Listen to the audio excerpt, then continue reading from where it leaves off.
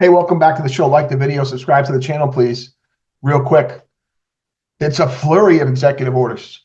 I think Trump is going to break the record. I believe Joe Biden broke the record in 2021. Trump may do it here, 2025. Republicans and conservatives very excited out there. Libertarians too, I'm sure. My Democrat friends and colleagues, not so much. Understandable, right? We've each been on the other side of this. As much as you don't want Trump, we want Trump. As much as you wanted Biden, we didn't want Biden. Anyway, my sympathies. I could be not more sympathetic.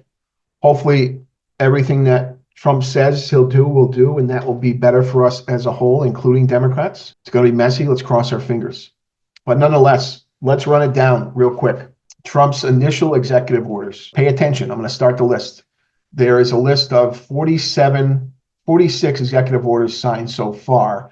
This was as of earlier this afternoon. So it may not be complete, but it's most of them so far.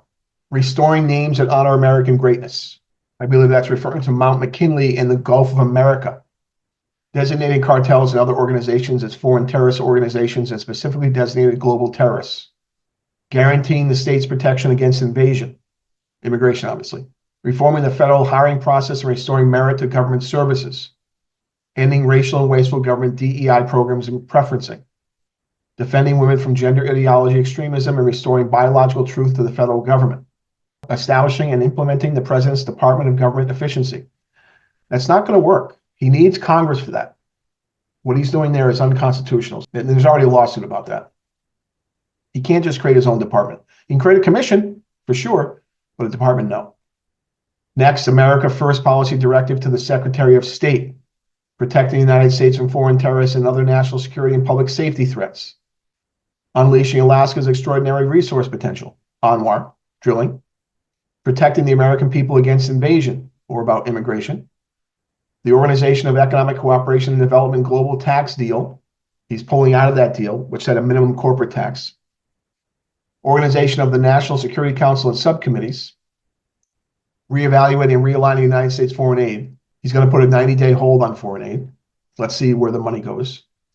Temporary withdrawal of all areas on the outer continental shelf from offshore wind leasing and review of the federal government's leasing and permitting practices for wind projects. So not a fan of wind.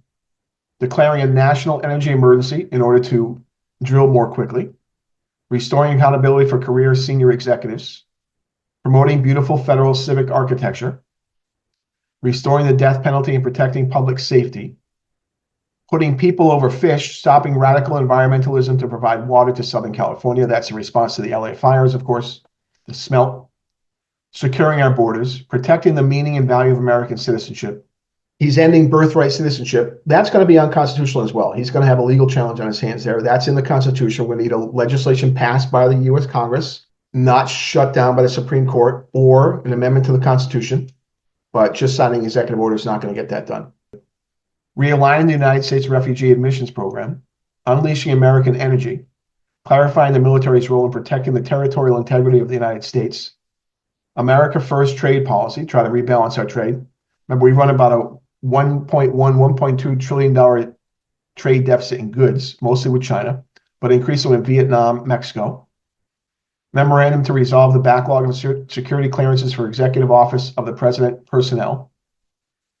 Declaring national emergency at the southern border of the United States. Holding former government officials accountable for election interference and improper disclosure of sensitive governmental information. That's going to be the 51 Intel people who said that the Hunter Biden laptop was a Russian ploy. Restoring accountability to policy influencing positions within the federal workforce. Withdrawing the United States from the World Health Organization. That's a good one. We should all be behind that one. WHO is a joke.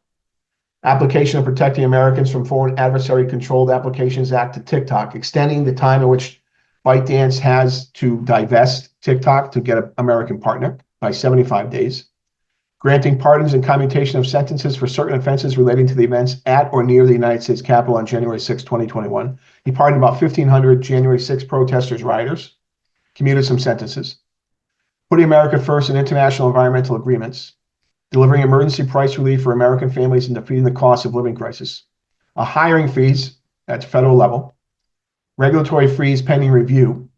Return to in-person work. Love this. Government employees, federal government employees have to be to work 5 days a week. This should be happening all around the country, of course.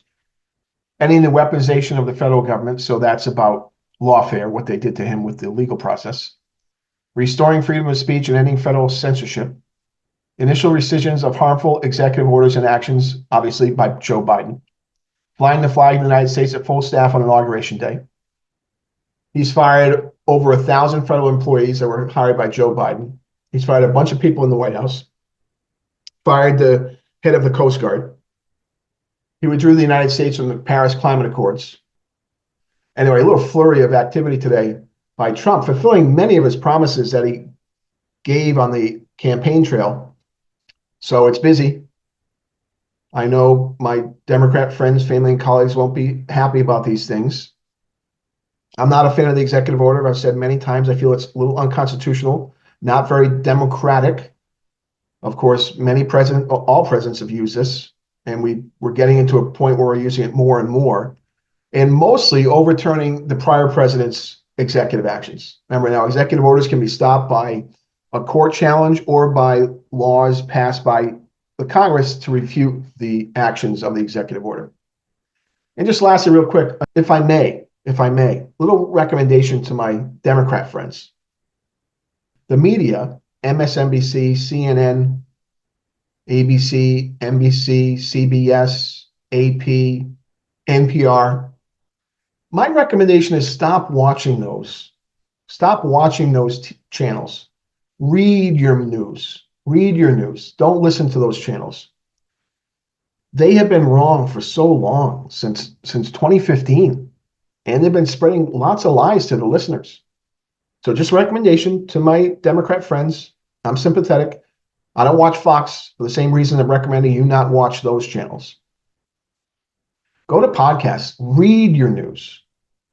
Because already in the first 24 hours, at least since November 5th, there's no indication that the left-leaning media is going to change their rhetoric or their way they cover Trump. And that's just going to infuriate you and rev you up. And again, they've been wrong for so long on so many things. I mean, look what they did to you with respect to the election, how they misrepresented the potential outcome of the election.